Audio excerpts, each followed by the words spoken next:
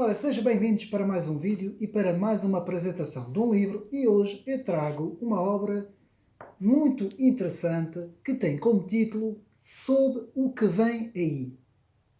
Sob o que vem aí. As principais tendências que redesenharão o mundo. Portanto, as principais tendências que redesenharão o mundo. De James Canton. James Canton, que é, portanto, um consultor político norte-americano, que foi durante bastantes anos consultor político e analista, e que em 2008 escreveu esta obra que devo de dizer muito atual, que tem uma visão muito atual, e que escreveu essa obra sob o que vem aí, que eu tenho aqui ao meu lado. E então, qual é o conteúdo da obra?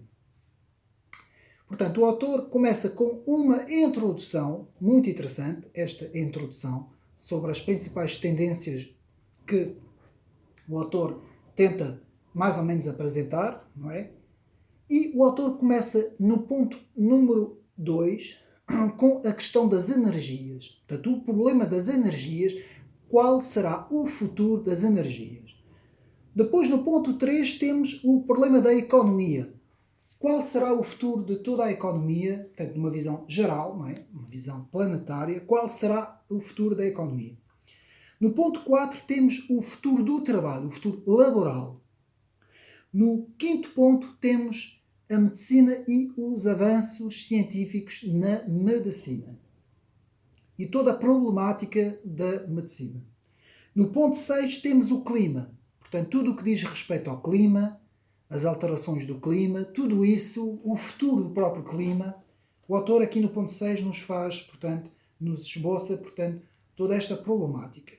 No ponto 7 temos a globalização ou a colisão das culturas, portanto, um capítulo muito interessante. No ponto 8 temos a segurança, o problema da segurança no futuro. No ponto 9 temos a ciência, o que virá, quais serão os avanços científicos. No ponto 10 temos a guerra invisível, o futuro dos indivíduos, um interessante capítulo. No ponto 11 temos a China e o futuro, portanto o desenvolvimento da China, qual será o papel na China no mundo. E depois no ponto 12, a América, o globalismo e o fim do unilateralismo global. Portanto, o fim do unilateralismo global, que o autor tenta expor o problema da própria ideologia globalista com o fim daquilo que o autor chama unilateralismo, ou seja, visão única do mundo. Bom, o que podemos dizer acerca deste livro? James Canton, que foi, durante bastantes anos, analista e consultor dentro da Casa Branca e que teve acesso a muita informação, não é? Digamos assim, explica aqui uma série de pontos, alguns pontos que eu, de facto, penso serem pontos importantes e outros menos, para mim, com menos relevância, mas devo dizer o seguinte: este autor adverte aqui para várias coisas.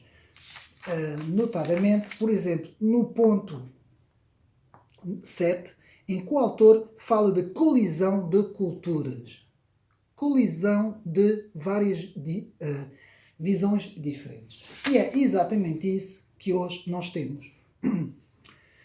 E podemos dizer que no cenário global, temos três grandes visões neste momento. Portanto, temos a primeira visão, que é uma visão, digamos assim, que existe no mundo ocidental. Portanto, nós vamos dividir portanto, dois grandes pontos geográficos. Vamos pôr o mundo ocidental e o mundo oriental e extremo oriental, que prefaz a mesma coisa. E vamos então falar primeiro do mundo ocidental. E dentro do mundo ocidental nós temos duas visões. Portanto, e este autor, de certa forma, explica isso neste capítulo. Portanto, no capítulo 7, a globalização e a colisão das culturas, o autor nos explica que há aqui duas visões.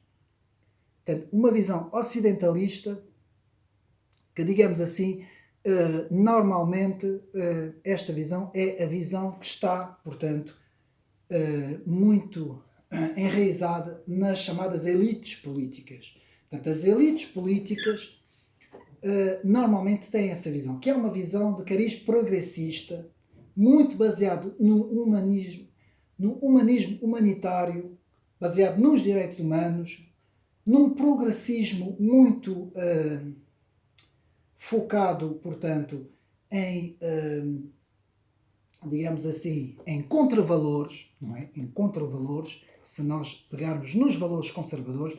Portanto, temos um género de uma visão progressista, ocidental, muito enraizada nas elites, na grande finança, que por ela também depois ocupa os espaços mediáticos, culturais e também financeiros, bem também como tecnológicos.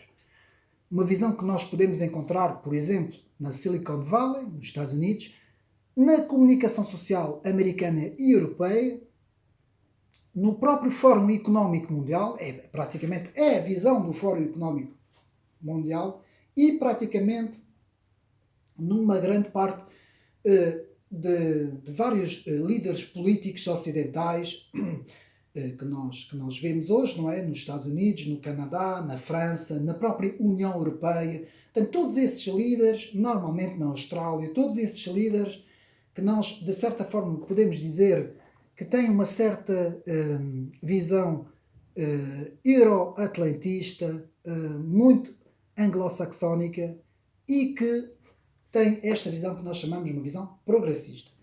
Continuando no mundo ocidental, depois temos uma contravisão, que é contra esta visão, temos uma contravisão conservadora e populista, que é justamente o contrário, que se opõe a esta visão. E tivemos, e ainda temos, alguns líderes políticos que representam muito bem esta visão. Podemos falar, por exemplo, Donald Trump representou muito bem esta visão, que é uma visão que se opõe, que é uma visão que defende valores mais conservadores e também defende o conceito de nação. Portanto, o poder político, económico e cultural deve recair no conceito de nação e não no conceito de globalidade, de, digamos assim, um poder globalizado, não é? Muito a imagem da União Europeia. Então, essas duas visões, tanto que temos essas duas visões no mundo ocidental, e essas duas visões opõem-se. Há um combate entre essas duas visões. E depois temos no mundo euroasiático, oriental e extremo oriental, temos outra visão, que é uma visão mais autocrática, uma visão mais tradicional, que nós podemos chamar de visão euroasiática. Vamos, portanto, denominar esta visão uma visão euroasiática, que é o caso da Rússia, que é o caso da Índia, que é o caso da China, de alguns países satélites à volta da China, que não é o caso do Japão, atenção, que também não é o caso da Austrália, que fica, portanto, lá para aquela zona também, mas esses países, normalmente, esses países englobam-se nesta visão euroasiática, que também, de certa forma, por ser uma visão mais autocrática, também inclui, de certa forma, os países islâmicos. Se bem que os países islâmicos formam, talvez, uma quarta visão, que é a visão da Ummah, não é? A comunidade islâmica, porque é uma visão que se engloba somente dentro desta comunidade, que é a comunidade da Ummah, que inclui todos os países islâmicos. Portanto, ou seja, a base dessa comunidade é a religião islâmica, portanto, que prefaz essa civilização que nós encontramos no Médio Oriente, no Norte da África e alguns países também, como alguns países que nós temos ali naquela zona asiática também, não é? Indochina, alguns países ali também têm essa visão. Essa visão está muito próxima da visão euroasiática, mas não é a mesma. Atenção, não é a mesma. Então, podemos dizer que essas são as visões do mundo. E digo-vos já que é muito difícil conciliar todas estas visões. Todas elas têm um objetivo comum. um objetivo hegemónico, ou seja, querem globalizar o mundo na sua imagem. Atenção. Umas mais do que outras. Por exemplo, neste momento nós temos uma visão a nível económico, nós temos a visão neoliberal societal, que é assim que eu designo, no mundo ocidental, desta visão que eu falei, a primeira que eu falei, que é a visão progressista. Esta visão progressista, liberal, societal, cujo modelo quer expandir à volta do mundo. E esta visão ocidental progressista choca completamente com a visão euroasiática, que nada tem a ver com ela. Então há um confronto entre essas visões do mundo. E isto podemos dizer que vai ter influência no futuro, naquilo que vai vir, no que se vai desenhar como futuro. Então, nós vamos ter aqui vários confrontos de ideias. O unilateralismo, o multilateralismo, visões conflituantes a nível culturais, como o multiculturalismo, que vai, de certa forma, se entrechocar com a visão nacionalista, não é? Que certos povos, portanto, de certa forma, certos povos defendem, não é? À volta das nações. Depois vamos ter um fator importantíssimo, um fator muito importante, que é a queda da natalidade, principalmente no Ocidente. Portanto, será uma coisa que irá influenciar muito o futuro da humanidade, não é? A natalidade. Embora as pesquisas atuais não conseguem ainda dar, portanto, não conseguem ainda fazerem estudos e darem algumas previsões sobre o que será o futuro da natalidade. Ou o próprio controlo da população, não é? E o problema da natalidade. O próprio problema da população. Depois nós vamos ter as tecnologias, a inteligência artificial, as tecnologias, qual o papel das tecnologias no futuro das nossas sociedades. E aqui também há vários confrontos de visões, não é? E aqui devemos dizer que, falando da visão progressista ocidental, que se assemelha muito, por exemplo, à visão tecnológica chinesa, podemos dizer. Ou seja, há aqui fatores muito convergentes e várias ideias que se assemelham, como por exemplo a identificação digital, o chamado identificação digital e o próprio crédito social. Muito a imagem da própria China, não é? Continuando sobre as previsões, temos, portanto, depois o fim do conceito de nação e o princípio do conceito de globalismo. Portanto, globalismo ideológico, ou seja, a construção de vários blocos económicos dos vários continentes para depois a formação de um governo único mundial, portanto, com uma capital mundial, não é? Com uma língua única, com uma moeda única e também com valores culturais únicos, bem como valores espirituais únicos. Portanto, isto é um confronto com a ideia de nações, ou seja, aquela ideia de que o mundo continuará a ser formado por nações e todas elas, a nível económico, portanto, poderão cooperar, digamos assim, haverá uma cooperação entre as nações, mas a nível de soberanias, a nível soberano, as nações manterão as suas soberanias em oposto a esta visão globalista. Portanto, isto é outro confronto de ideias que poderá marcar o século XXI. E podemos já dizer que, como eu tenho falado aqui no meu canal, não é? O conceito político de esquerda-direita, que é um conceito horizontal, terá tendência no futuro em desaparecer, ou terá tendência em já não marcar, portanto, as visões políticas e culturais. Teremos sim um eixo vertical em que nós teremos, portanto, as populações, que serão o populismo, as populações, e depois teremos a elite, as elites, e teremos esse confronto entre a elite e o populismo, já o chamado o confronto entre a elite e portanto, uma visão mais globalista contra uma visão mais nacionalista.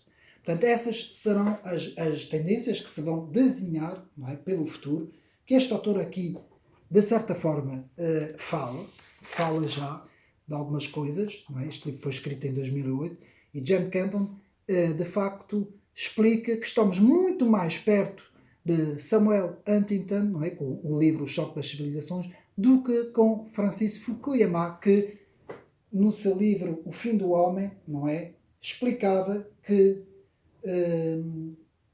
no final da Guerra Fria, portanto, o mundo teria alcançado o seu equilíbrio e que não mais mudaria, não é? E seria este o modelo, portanto, digamos assim, um modelo do liberalismo global, principalmente comandado pelos Estados Unidos, não é?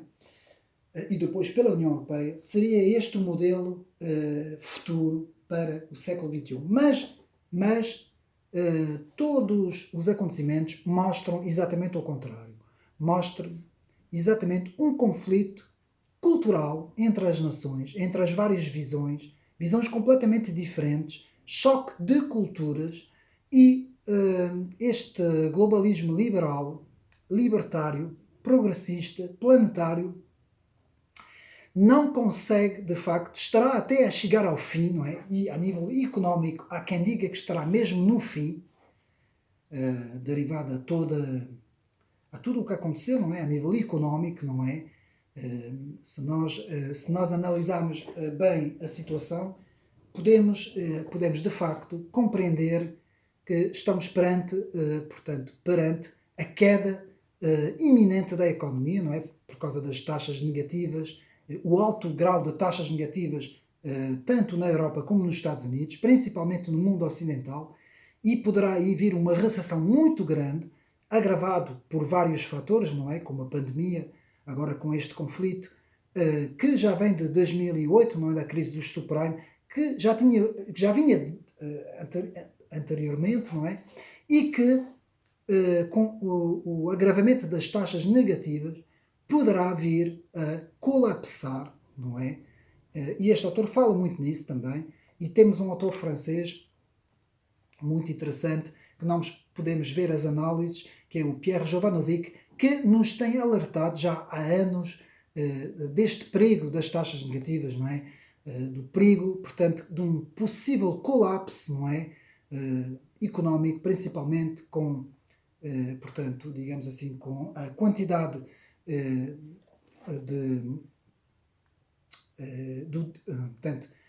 de moeda imprimida, não é? Digamos assim, e que poderá haver um colapso económico iminente.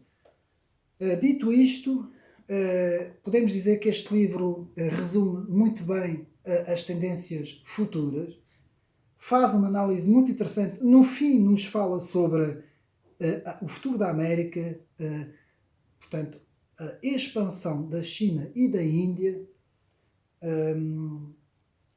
o colapso da ideologia globalista, como eu tenho aqui falado, fala-nos aqui de uma série de coisas muito interessantes, o grande problema das tecnologias, ou o papel que as tecnologias irão ter, e também mais alguns pontos interessantes, como por exemplo o problema da água potável, o problema da sobrepopulação, alguns pontos interessantes também a nível geográficos, não é? Algumas mudanças a nível da própria estrutura geográfica muito interessantes que este autor também nos fala.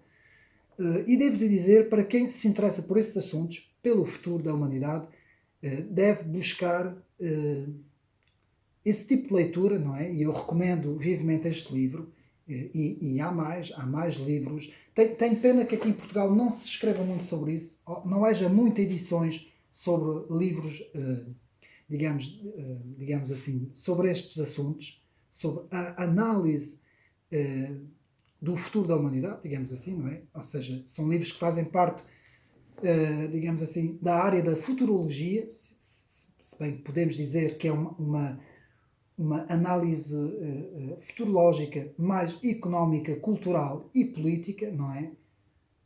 E penso que este livro é um livro muito bem escrito sobre o que vem aí, as principais tendências que desenharão o mundo, e penso que fica tudo dito sobre o livro.